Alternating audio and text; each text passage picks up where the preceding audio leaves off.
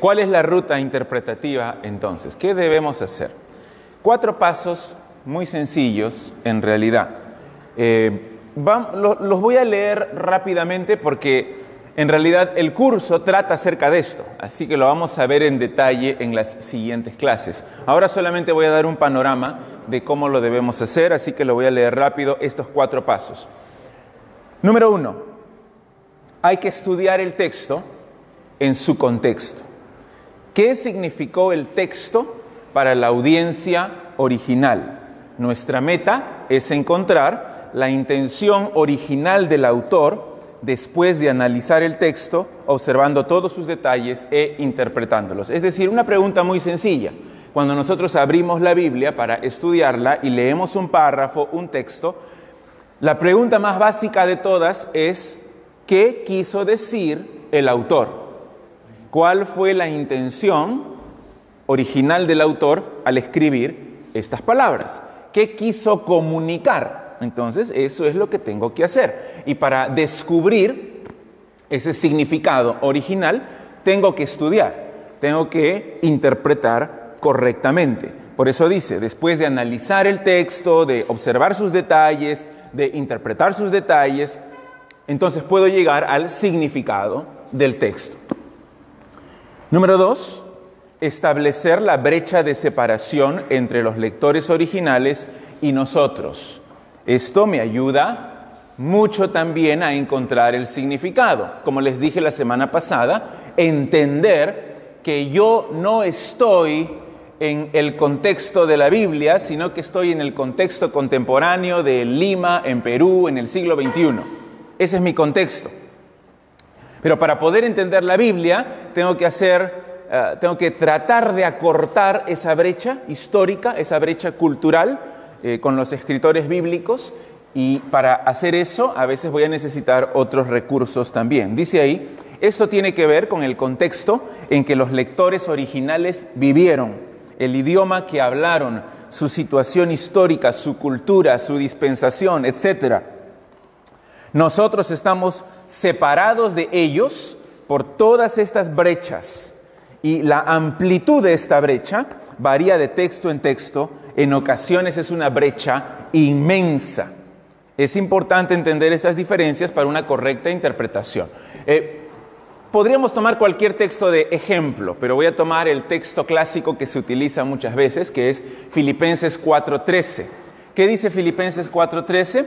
Todo lo puedo en Cristo que me fortalece. Ese es tal vez uno de los versículos más mal usados de toda la historia, porque se saca del texto, es un versículo precioso, pero se saca del texto y se aplica de cualquier forma, menos a como Pablo originalmente quiso que se aplicara.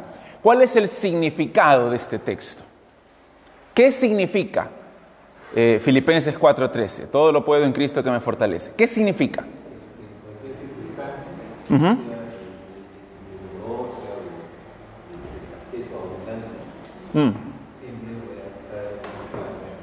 Muy bien, que en cualquier circunstancia de mi vida yo puedo contentarme, yo puedo depender de Dios, encontrar mi satisfacción en el Señor.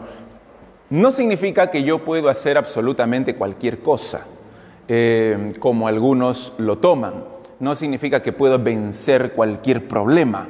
No significa que puedo superarme y llegar a ser una persona extraordinaria. Simplemente Pablo está diciendo, y Pablo está en la cárcel, está diciendo que él ha aprendido a contentarse, cualquiera que sea su situación. Ha aprendido a confiar en el Señor, ya tenga mucho, ya tenga poco, todo lo puedo en Cristo que me fortalece. Es decir, en cualquier circunstancia puedo estar contento en Cristo Jesús. Ese es el significado del texto. Ahora, para entenderlo, otra vez tengo que reconocer que hay una brecha entre Pablo y yo. Por ejemplo, ¿cuál es la brecha más obvia de todas? Está en la cárcel. Bueno, la más obvia diría, yo no soy Pablo. ¿Ya? Yo no soy Pablo. Yo no soy un apóstol de Jesucristo. Él dice en primera persona, todo lo puedo. Pero ¿quién está diciendo esto? Lo está diciendo Pablo. lo está diciendo el apóstol y lo está diciendo en un contexto de una cárcel romana en el siglo I. Yo no estoy ahí. Entonces, ¿cómo hago para aplicar eso a mi vida hoy día? En primer lugar, lo que tengo que hacer es entender el significado. ¿Ya? ¿Qué significa el texto? Y una vez que entiendo el significado, que es el punto número 3, dice, confiamos en la permanencia y utilidad de la palabra de Dios para nuestras propias vidas. Hoy, Dios está ofreciendo su verdad eterna a cada generación. ¿Cuál es el principio eterno de ese versículo? Que es verdad no solamente para Pablo, sino es verdad para mí y verdad para todas las personas en toda la historia. Es la verdad que ya le dijeron que en cualquier circunstancia uno puede estar contento en Cristo. Sin embargo, nunca Dios ofrece su verdad aparte de su significado real. Esto es muy importante. Significa que yo no puedo aplicar la Biblia como a mí me da la gana o como a mí me parece. Nunca puedo hacerlo separado de lo que significa el texto realmente. Un ejemplo más, en Josué 1:9. Josué 1:9, otro pasaje precioso, dice así: mira que te mando, que te esfuerces y seas valiente, no temas ni desmayes, porque Jehová tu Dios estará contigo en donde quiera que vayas. Para entender el significado de ese texto, ¿qué tengo que hacer? Porque, ¿qué pasa si yo voy a estudiar mi Biblia, agarro mi Biblia, abro aquí y justo salió en Josué 1:9 y yo leo este texto y me anima? Porque dice aquí que me esfuerce, que sea valiente en el examen que debo dar, a la chica que me debo declarar, tengo que ser valiente, tengo que esforzarme. Gracias, Señor, por esta palabra. Yo estoy contigo donde quiera que vayas. Pero ¿qué tengo que hacer para entender realmente el significado aquí? Tengo que leer todo el contexto, ¿no? Que es el punto número 1, estudiar el texto en su contexto. Estas palabras Dios las dice ¿a quién? A Josué. ¿En qué contexto?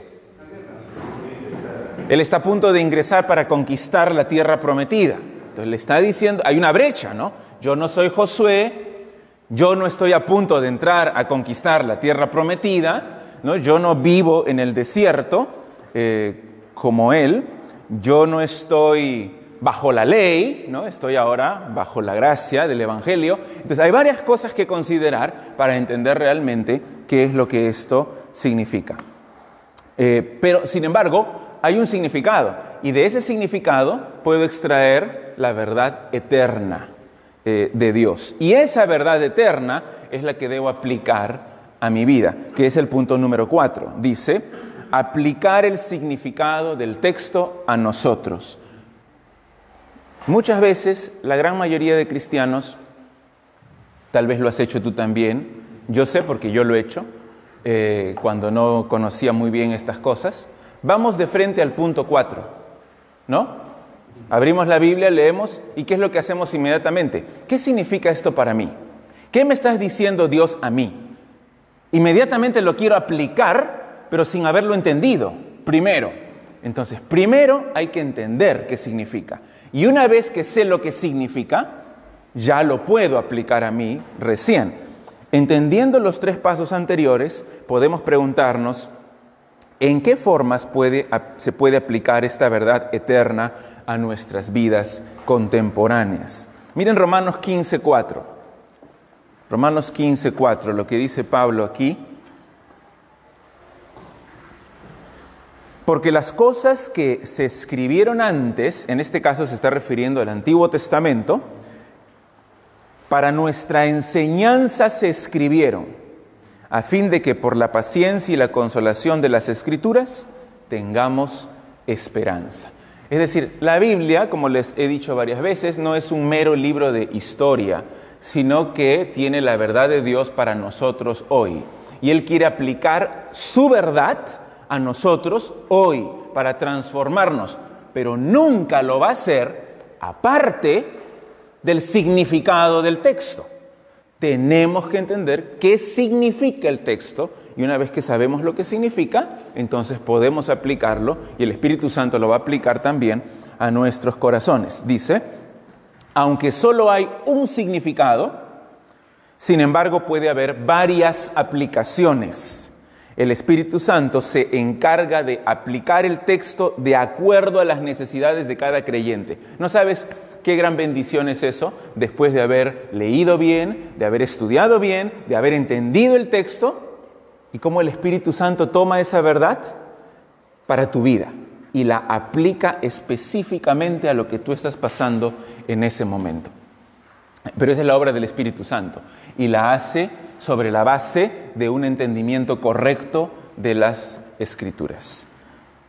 Bien, ¿alguna pregunta? Esto es solamente un panorama de lo que vamos a estar viendo en las siguientes clases. Pero este es el proceso, que es un proceso sencillo en realidad, para estudiar la palabra de Dios, para entender la Biblia. Tomo mi Biblia, la estudio en su contexto y después de entender la verdad central de la Biblia o de ese pasaje, una vez que ya sé el significado por haberlo estudiado, lo puedo aplicar a mí.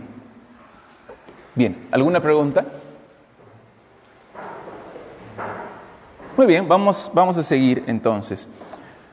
Antes de ver las reglas, seguro algunos ya quieren ir, ¿no?, a la parte de la práctica, de cuáles son esas reglas para entender las Escrituras. Pero hay algo que es muy importante primero. ¿Cómo debe prepararse el intérprete? Es decir, el que estudia la Biblia. Porque nuestro corazón tiene que estar preparado para entender las Escrituras. Hay varias cosas aquí. Número 1, o letra A. El creyente debe acercarse a la Biblia dispuesto a obedecerla. Es decir, reconociendo que es la palabra de Dios y que es la autoridad sobre su vida y por lo tanto tiene autoridad sobre él y por lo tanto puede decirle lo que tiene que hacer. Como vimos cuando estudiamos el tema de la autoridad, lo que la Biblia dice es lo que Dios dice. Y si es lo que Dios dice, entonces tenemos que obedecerlo. Mira lo que dice en Juan 7:17. Juan 7:17. Lo que dice Jesús: el que quiera hacer la voluntad de Dios, conocerá si la doctrina es de Dios o si yo hablo por mi cuenta. ¿No? Aquí está confrontando a los religiosos. Algunos no creen en Él, otros sí, que son sus discípulos. Y Él da este principio.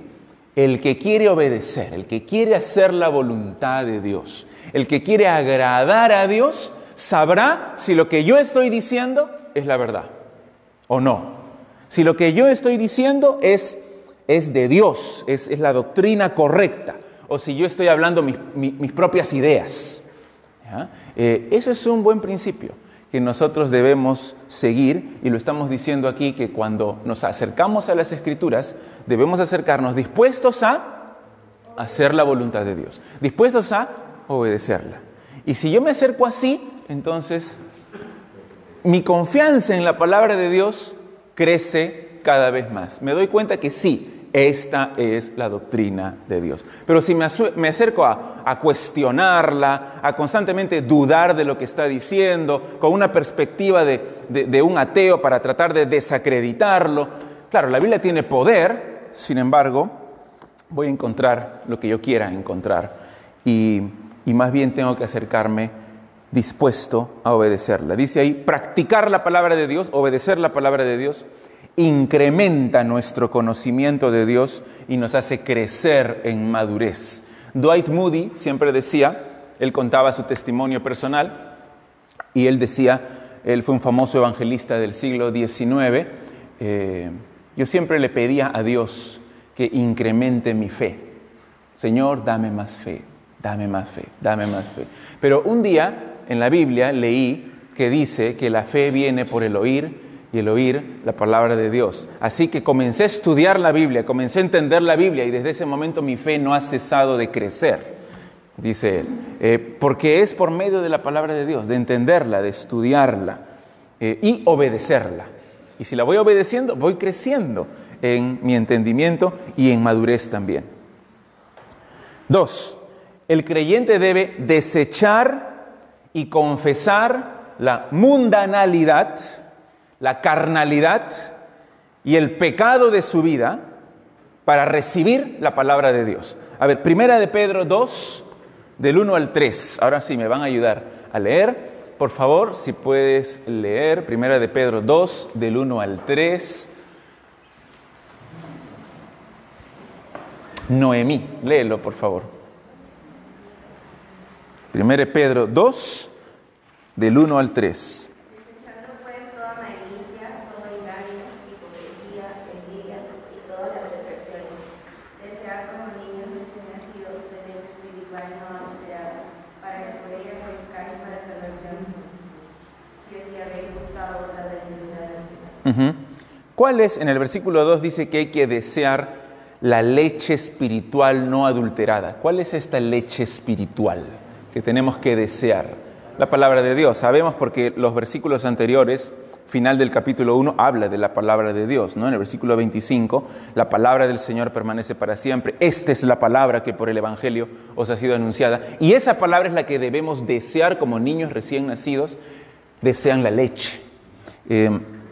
Pero para poder desear, lo primero que tenemos que hacer es desechar, como dice el versículo 1. Desechar toda malicia, todo engaño, hipocresía, envidias, todas las detracciones, la carnalidad, la mundanalidad, el pecado, y luego desear la palabra de Dios. Y eso va a ayudar a que podamos entender mejor. Porque si estamos en pecado no confesado, va a haber ciertas áreas de las Escrituras a las cuales vamos a ser ciegos y no las vamos a ver precisamente por ese pecado en el cual nosotros estamos y nuestro corazón está endurecido. Letra C. El creyente debe desear, ya lo dijimos, la palabra de Dios como su alimento espiritual diario. Entonces, ya ves cómo debes acercarte, debes, como la palabra de Dios. En segundo lugar, desechando el pecado, desechando la carnalidad. Y en tercer lugar, deseándola alimento diario. En el Salmo 19:10. Salmo 19:10. A ver, por favor. Sara, ¿puedes leerlo? ¿Lo tienes ahí? Salmo 19:10.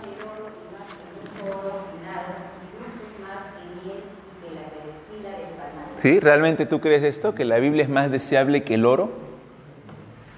¿Sí? ¿Qué tal? Acá tengo la Biblia, acá tengo el oro. ¿Y qué es lo que quieres tú? ¿Deseas más la Biblia que el oro? Y más que la miel, dices, más dulce que la miel. Es nuestro alimento diario, es esencial para que podamos vivir espiritualmente. Y también el Salmo 119:24. Salmo 119:24.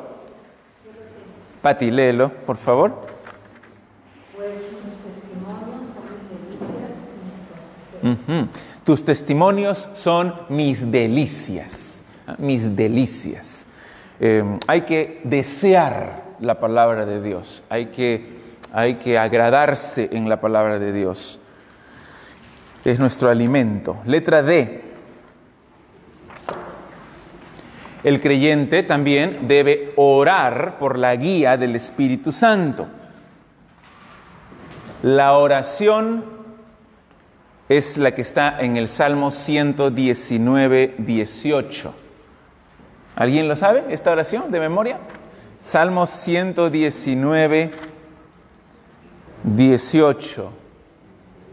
Abre mis ojos y miraré las maravillas de tu ley. Guíame, Señor, a entender la Biblia. Cuando me acerco a las Escrituras, abre mis ojos. Ahora, ¿qué ojos? Los ojos espirituales, ¿no? Abre mis ojos espirituales, porque puedo abrir bien mis ojos físicos, pero mis ojos espirituales están ciegos, así que no voy a entender. Para que pueda entender, para que pueda mirar, apreciar las maravillas de tu ley. El Espíritu Santo es el que nos guía hacia la verdad de su palabra. Ahora, Aquí hay algo, sin embargo, que tenemos que recalcar. Sí, hay que orar, pero también hay que estudiar. ¿Qué pasa si yo oro y le digo, Señor, por favor, dame entendimiento, quiero comprender las Escrituras? Y nada más, no abro la Biblia, no estudio. ¿El Espíritu Santo mágicamente me va a dar el conocimiento de la Biblia, de las doctrinas de las Escrituras? ¿Me va a dar o no?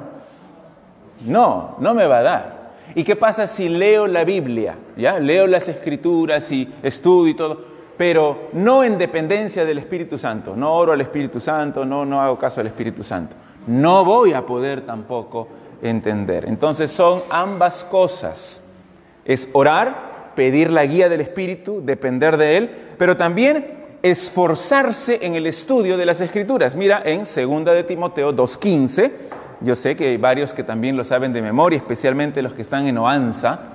2 de Timoteo 2:15, ¿qué dice?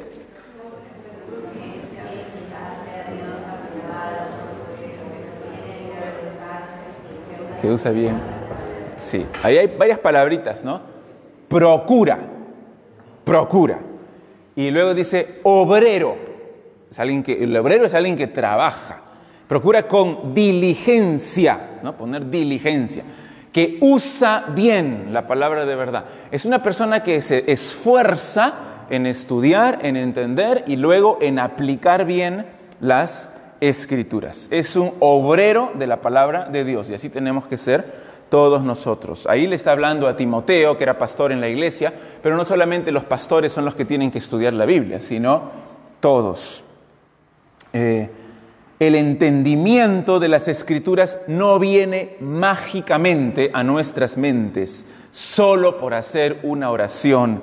El misticismo es peligroso. Eso es misticismo. Esos eran los místicos que paraban en contemplación de Dios, ¿no? Qué bello es Dios en sus visiones, en sus sueños. Y estaban, ellos decían, teniendo ahí el conocimiento de Dios. Estaban apropiándose de Dios en sus visiones beatíficas. No, eso no es así. No viene mágicamente, sino por el estudio de las Escrituras. Mucho cuidado entonces con esta idea mística. Miren Proverbios 2. Es bueno leer este pasaje porque nos habla de lo que tenemos que hacer para entender los proverbios, pero no solo los proverbios, sino toda la Biblia. Proverbios 2, del 1 al 5, dice: Hijo mío, si recibieres mis palabras y mis mandamientos guardares dentro de ti, haciendo estar atento tu oído, hay que escuchar bien, a la sabiduría, si inclinares tu corazón a la prudencia, si clamares a la inteligencia y a la prudencia dieres tu voz, si como a la plata la buscares y la escudriñares como a tesoros, hay que estudiar, escudriñar, hay que buscar, entonces entenderás el temor de Jehová y hallarás el conocimiento de Dios. No es mágico, no es en un instante, sin hacer nada, sino que tengo que estudiar, tengo que escudriñar, tengo que esforzarme y entonces dice, entenderás el temor de Jehová y hallarás el conocimiento de Dios. Hay que estar atento a la enseñanza, a la predicación, a lo que dice la Biblia y a mi propio estudio personal también. Letra E. El creyente debe reconocer y apreciar con humildad la enseñanza de la Iglesia a lo largo de la historia. Dios ha provisto maestros guiados por el Espíritu a través de los años. En estos 2000 años de historia de la Iglesia se han levantado muchos maestros excelentes que han sido un regalo de Dios para la Iglesia. Y nosotros haríamos mal en no hacer caso de esos maestros que han sido hombres obedientes a la palabra, han sido hombres piadosos, han sido hombres que han predicado la sana doctrina, que han escrito libros. Y si nosotros decimos, a mí no me importa la historia, no me importa lo que dijeron todos ellos, lo único que me importa es mi entendimiento personal de la Biblia, eso es orgullo. Hay que ser humildes porque el Espíritu Santo ha iluminado a otros también en los años de la historia para que puedan enseñar a la iglesia. Y ha habido grandes maestros en la historia de la iglesia. ¿Qué maestros, por ejemplo, conocen ustedes de la historia de la iglesia? A ver, ¿qué han leído? ¿Quién? Calvino. Ahora, una cosa, ninguno de estos es perfecto. No estoy diciendo eso, ¿ya? Son seres humanos pecadores y seguramente en algunas interpretaciones se equivocan, como nosotros también nos equivocamos. Juan Calvino fue un gran teólogo del siglo XVI. ¿Qué más? ¿Quién? Ya Lutero fue el gran reformador, ¿no? Él escribía algunas cosas muy fuertes para nuestros oídos, pero también escribió muchas cosas muy buenas. Agustín, ¿ya? Agustín. San Agustín le conocen en la Iglesia Católica. Y sí, escribió algunas cosas que tienen ese tinte católico que ha moldeado a la Iglesia Católica, pero también escribió cosas excelentes, ¿no? Y si ustedes no sabían, pero Lutero no fue el que predicó por primera vez la justificación por la fe, ¿no? Lo hizo Pablo, obviamente, pero después de Pablo también lo hicieron varios otros y Agustín fue uno de los más grandes en predicar este tema también, 1000 años antes de Lutero. ¿Algún otro? Hay uno que yo cito siempre porque es uno de los que más me gusta, que es Spurgeon, ¿no? Charles Spurgeon, que fue un famoso pastor bautista del siglo XIX, que le conocen como el príncipe de los predicadores, y si tienen la oportunidad de comprar algunos de sus libros o leer algunos de sus sermones que están traducidos en el internet, léanlos porque son excelentes. Bien, y varios otros. La semana pasada regalamos 2 libros a los que habían obtenido los 2 primeros puestos en el curso de bibliología, y uno de esos libros era El progreso del peregrino, de Juan Bunyan. Es un libro, una alegoría excelente, que nos muestra cómo es la vida cristiana. Y el otro era de un maestro de nuestros días, que falleció recientemente, Jerry Bridges, y que lo ganó ahí Neil, y que es un excelente libro también, para ayudarnos en nuestra vida cristiana. Entonces, sí, hay que aprovechar lo que otros enseñan en cuanto a la palabra de Dios. Mira lo que dice en Efesios 4, del 11 al 13. Efesios 4, del 11 al 13. A ver, Ronald, ¿lo tienes? Léelo, por favor. Y él mismo constituyó a unos apóstoles, a otros profetas, a otros evangelistas, a otros pastores y maestros, a fin de perfeccionar a los santos para la obra del ministerio, para la edificación del cuerpo de Cristo, hasta que todos lleguemos a la unidad de la fe y el conocimiento del Hijo de Dios, a un varón perfecto, a la medida de la estatura de la plenitud de Cristo. Bien, en el versículo 11, cuando dice Él mismo, se refiere a Cristo. Él constituyó apóstoles, profetas, evangelistas, pastores y maestros. Es decir, Él los dio a la iglesia. ¿Para qué? A fin de perfeccionar a los santos para la obra del ministerio, para la edificación del cuerpo de Cristo. Entonces Dios dio a estos hombres a la iglesia para que nosotros podamos beneficiarnos de sus enseñanzas y crecer y ser edificados. ¿Sí, Pablo?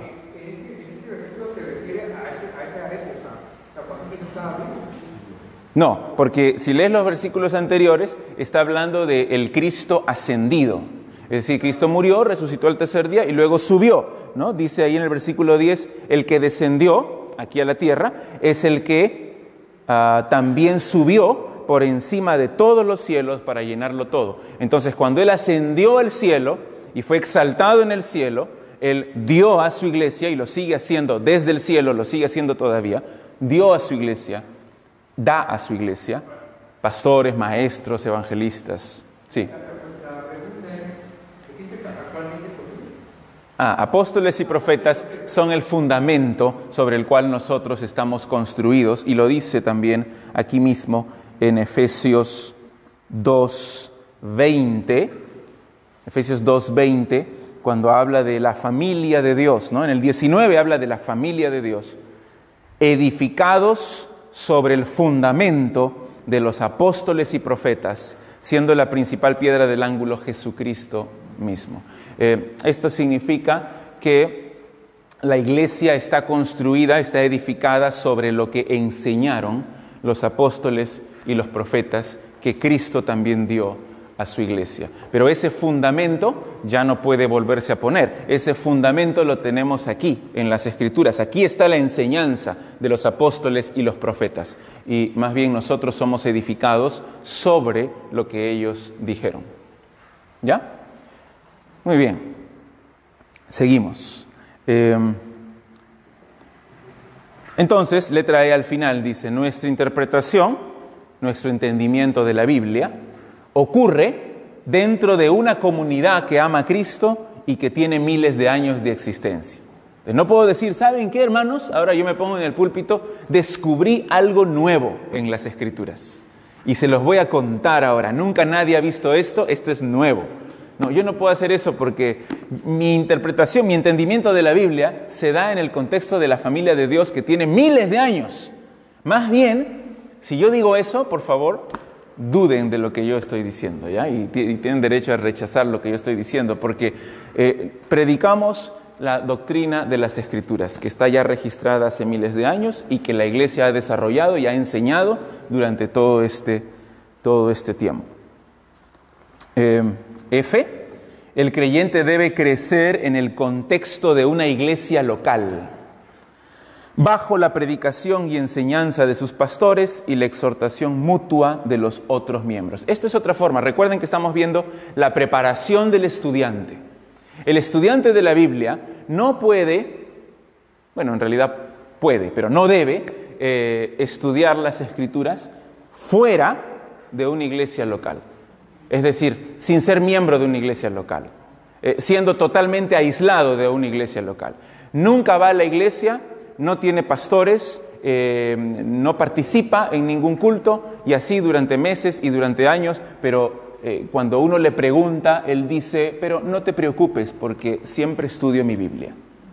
Esa persona, ¿en qué está equivocada? ¿Soberbia? Ya, tiene soberbia, pero ¿qué más?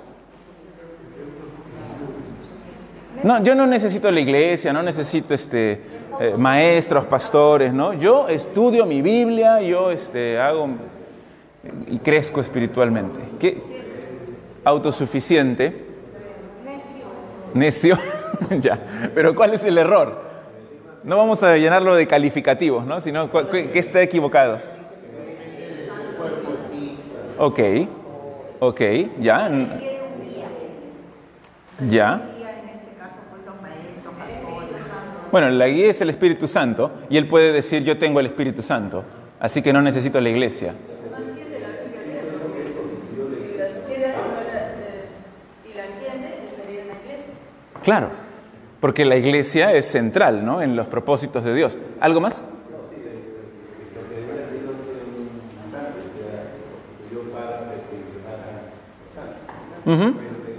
La edificación del cuerpo de Cristo, ¿ya? Sí, bueno, nuestra cultura en la cual vivimos, les dije la vez pasada también, es muy individualista, ¿no? Y se habla mucho de tu crecimiento personal, se habla mucho de crecer como persona, se utiliza mucho esta frase que dice, recibe a Cristo como tu Salvador personal. Entonces todo es muy individualista, sin embargo las Escrituras nos dicen que al momento de ser salvos pasamos a formar parte de la familia de Dios, ¿ya? Somos miembros de un cuerpo. ¿Y cómo es un miembro que está fuera del cuerpo? ¿Qué pasa con ese miembro que no está en el cuerpo? Si ven una mano ahí, está muerta, ¿no es así? Está fuera del cuerpo, no funciona. O la imagen que dio Jesús de la vid y los pámpanos, ¿no? Un pámpano, claro, él decía de mí, pero es que él es la cabeza del cuerpo y todo el cuerpo halla su vida y toma su fuente de vida del Señor Jesucristo. Y si no estamos en Cristo, entonces, o en el cuerpo de Cristo, entonces estamos aislados, no podemos crecer, no hay fruto, no hay madurez espiritual. Nos necesitamos unos a otros para crecer en la fe cristiana. Y letra G. El creyente debe usar herramientas que le ayuden a comprender las Escrituras. Acá hay algunas herramientas nada más. Una buena traducción. Tenemos la Reina Valera, es una buena traducción. Pero hay otras también. La Biblia de las Américas, hay varias en realidad, ¿no? Que podemos nosotros usar también para entender la Biblia. Porque no lo van a leer en griego o en hebreo. Bueno, si saben griego o hebreo, está bien. Pero si no saben, necesitan para entender la Biblia una traducción. Necesitan medios, necesitan herramientas. Un diccionario bíblico nos puede ayudar a entender ciertos conceptos, ciertos lugares. Cuando yo leo, por ejemplo, creo que lo hicimos la otra vez, Nehemías, el capítulo 1, el versículo 1, dice ahí, palabra de Nehemías, hijo de Acalías, aconteció en el mes de Quisleu, en el año 20, estando yo en Susa, capital del reino. Entonces busco en mi diccionario, ¿qué es Susa? ¿Dónde está Susa? Veo ahí en mi mapa. ¿Qué cosa es el mes de Quisleu? ¿Cuándo ocurrió? Busco en mi diccionario bíblico y puedo encontrar una definición. Concordancia para saber cómo se usan las palabras en diferentes partes de la Biblia. A ver cuántas veces está la palabra amor en la Biblia. Busco en mi concordancia y sé. Y comentarios bíblicos. Siempre cuando se habla de los comentarios bíblicos hay que tener cuidado, porque no podemos aceptar la palabra de los comentaristas como palabra de Dios. No son infalibles, sino que son pecadores. Pero como dije también hace un momento, podemos tener mucho provecho de lo que ellos escribieron, porque ellos han estudiado el texto. Y estoy hablando, obviamente, de comentaristas que aman a Dios y que aman la palabra de Dios. No estoy hablando de comentaristas liberales, o que también hay. Y letra H. El creyente debe usar las reglas de la hermenéutica para una correcta interpretación. Y eso vamos a verlo ya en las siguientes clases, cuáles son algunas de esas reglas de interpretación. Antes de terminar, quiero dar una pequeña introducción, solamente ver estos dos extremos que son dos peligros. La pregunta del número 5 es, ¿cuál es el método que debe usar el estudiante en su interpretación de las Escrituras? El método que nosotros vamos a usar es lo que se conoce como el método histórico gramático literal. No se asusten por el título, cuando lo vean van a ver que no es nada del otro mundo, es entender la Biblia literalmente y entendiendo el contexto, entendiendo la historia, entendiendo la gramática. Pero sí tenemos que advertir en cuanto a dos extremos que hay que evitar en la interpretación de las Escrituras. Y si tú ves que estás cayendo en alguno de estos extremos, ten cuidado. ¿Ya? ¿Cuáles son estos dos extremos? En primer lugar, la alegorización o la espiritualización. ¿Qué significa? Se asume que la Biblia es un libro puramente espiritual y por lo tanto cada texto esconde un significado espiritual o alegórico más profundo que solo los iluminados descubrirán. Esa es la hermenéutica del misticismo. Es decir, estudian o leen el texto y ellos dicen, aquí está esta historia, pero en realidad eso no es lo que significa. Hay un significado más profundo, más espiritual, que tienes que descubrir. Si estás sin pecado y si eres el iluminado por Dios, vas a encontrar ese significado. El gnosticismo, ¿no? El misticismo tenía esto. Un ejemplo es la parábola del buen samaritano. En Lucas 10, del 29 al 37, todos conocen esa historia, pero la alegorización diría algo así. Esta parábola enseña la salvación en Cristo. El samaritano es Cristo. Salva al moribundo. El moribundo es el pecador que ha sido condenado por la religión. Recuerdan que pasó el sacerdote, no le hizo caso, pasó el levita, no le hizo caso. Entonces, ese moribundo, que es el pecador, ha sido despreciado por la religión, ha sido rechazado por la religión, ha sido condenado por la religión, pero Cristo viene y Cristo sí lo salva. Él lo cura, eso significa lo salva, llevándole al mesón. El mesón es la iglesia. Y luego se va y promete regresar. Entonces es Cristo que se va y luego promete que va a regresar. En el interín, Él da 2 denarios. Esos 2 denarios son el bautismo y la cena del Señor, para que el mesonero, que son los pastores, lo cuiden. Ya, ¿de eso trata la parábola del buen samaritano? No tiene nada que ver. Suena bien. Y muchos son impactados por eso y dicen, wow, ¿qué tal interpretación? Este hombre sí es un iluminado, ¿no? Y yo voy a seguirlo a él. Pero no, esto es alegorizar, esto es espiritualizar innecesariamente. Tenemos que entender, como ya lo vamos a ver, literalmente, qué es lo que significa. Y el otro extremo, ese es un extremo, ¿no? Cuando espiritualizamos, pero el otro extremo es ya ser muy literal, lo que se conoce como el hiperliteralismo. La semana pasada les di un ejemplo. Se toma el texto bíblico al pie de la letra, sin reconocer símbolos, ni figuras del lenguaje, ni las brechas históricas y culturales, dando un significado totalmente ajeno a lo expresado por el autor. Por ejemplo, Orígenes en el siglo IV se castró, tomando literalmente Mateo 5, 29 y 30, donde Jesús enseña que si un miembro del cuerpo te hace caer, debes cortarlo y echarlo fuera de ti. Entonces él se castró. Eso es ser hiperliteralista, porque eso no es lo que quiso decir Jesús, ¿no? ¿O sí? ¿Quiso decir que te saques el ojo, que te cortes la mano? No, está hablando figuradamente. Entonces, pero este extremo no reconoce, como dice, las figuras del lenguaje, los símbolos, hay muchos símbolos en la Biblia, y le da un significado totalmente ajeno a lo que en realidad enseñan las Escrituras. Hay que tener entonces cuidado con estos 2 extremos y ser equilibrado en leer la Biblia con el entendimiento que Dios nos ha dado, con la guía del Espíritu Santo y entendiendo el contexto histórico, la gramática, lo que quiere decir cada texto. Como leeríamos cualquier otro libro, solamente que esta es la palabra de Dios. Bien, tenemos 2 minutos si hay alguna pregunta.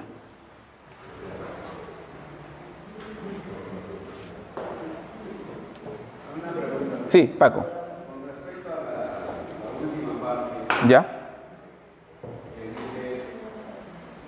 el creyente debe usar herramientas que le ayuden a comprender las cosas. Sí.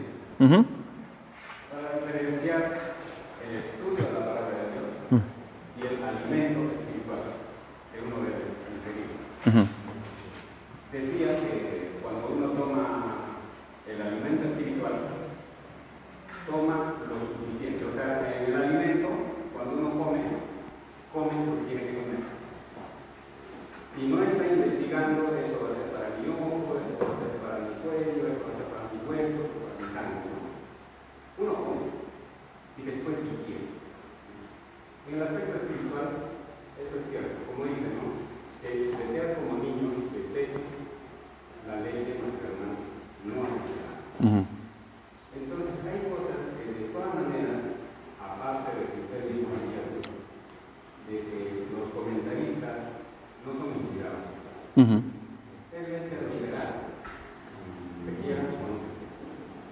Entonces, es buena la fórmula, a veces se puede sustituir en el efecto de no existir la madre, pero es recomendable la leche. O sea, la leche pura, ¿no? Sí. Entonces, es posible que se esté haciendo al creyente un dependiente de estas cosas y decir, ¿no?, que los comentarios bíblicos son muy buenos, pueden ser muy buenos o algo así, y lo ponen dentro de los requisitos para leer la palabra de Dios, para estudiar. ¿Cómo así? Que de todas maneras se puede tener algo peligroso porque puede tener algo errado, porque no es justo. Sí, cuando habla... La leche espiritual o el alimento espiritual es necesario tenerlo. O sea, Sí. quisiera que diferencie entre el estudio directamente y la alimentación espiritual. Ya. Bueno, la leche espiritual no adulterada es la doctrina, ¿no? La sana de las Escrituras. No está hablando ahí de los libros de los comentaristas, no, está advirtiendo en contra de buscar falsas enseñanzas, ¿no? Doctrinas erradas, herejías. Hay que buscar la leche pura de las Escrituras, es decir, la doctrina correcta, la doctrina sólida. Eso es lo que vamos a desear si hemos sido librados o hemos desechado el pecado de nuestra vida. Ahora, no creo que haya que marcar una distinción, porque nuevamente estaríamos diciendo, ¿no? Ahí entre lo que es leer la Biblia y lo que es estudiar la Biblia. Porque cuando yo leo la Biblia, la leo para comprenderla, ¿no? La leo para entenderla. Porque si la leo y no la entiendo, entonces no va a tener ningún beneficio espiritual para mi vida. Tengo que entenderla. Y para poder entenderla, hay herramientas que me pueden ayudar, como dice ahí, a entender mejor las Escrituras. Una de las cosas, no leímos ese pasaje, el pasaje de Hebreos, pero el escritor de Hebreos les dice a los hebreos, les dice que ustedes deben ser ya maestros, pero no son maestros y yo tengo necesidad de darles otra vez los mismos rudimentos. O sea, porque hay cosas, porque no tienen los sentidos ejercitados en el discernimiento del bien y del mal, y eso es porque no han puesto en práctica lo que tienen de la palabra de Dios. Ahora, yo quisiera decirles otras cosas, dice, quisiera hablarles de cosas más profundas, quiero hablarles del sacerdocio de Cristo, quiero hablarles después lo va a hacer, pero no puedo porque ustedes todavía no entienden, y no entienden porque no han no han estudiado y no han practicado la palabra de Dios. Entonces nuestro deseo debe ser el deseo de estudiar, de crecer en conocimiento, de escudriñar las Escrituras. Y para eso nos necesitamos unos a otros y necesitamos lo que dicen otros también para poder comprender mejor. Yo no puedo decir que yo soy el único que tiene la interpretación verdadera, porque eso es una de las características de las sectas, ¿no? Las sectas dicen eso, que ellos son los únicos que tienen la interpretación verdadera, todos los demás están equivocados, somos la iglesia real. Pero no, nosotros vivimos en esta comunidad, nos ayudamos mutuamente, ninguno es infalible y nos necesitamos para entender mejor. Hay otros que son maestros, que son pastores, hay otros que han escrito libros y que yo puedo beneficiarme al respecto. No quiere decir que porque se escribe un libro acerca de la Biblia están adulterando la palabra de Dios. Eso no es adulterar, es explicar. Es explicar para que la gente pueda entender. Por eso les dije la otra vez, yo cuando subo a predicar, yo podría simplemente leer. La semana pasada prediqué de un versículo, Romanos 5:12. Entonces me pude parar en el púlpito y leer el versículo. Y bueno, ya me siento, ¿no? Amén. Esa es la palabra de Dios. Pero hay que explicar la palabra de Dios. Y al explicar, eso no es adulterar. Eso es simplemente darle el sentido para que todos podamos comprender, ¿no? Bueno, hermanos, vamos a tener el culto y vamos a orar para que Dios nos guíe en ese tiempo. Padre Santo, gracias te damos por este día. Gracias por tu palabra. Gracias, Señor, porque tenemos aquí tu voz, tenemos tus mandatos, tus estatutos, tu revelación para nosotros hoy día. Y te pedimos que nos ayudes a ser diligentes en escudriñarla, en estudiarla, en entenderla, Señor, utilizando todos los recursos que tenemos a nuestra disposición. Gracias a Dios porque vivimos en este tiempo en el cual tenemos tantos maestros buenos, libros, traducciones, y que podemos comprender las Escrituras mejor.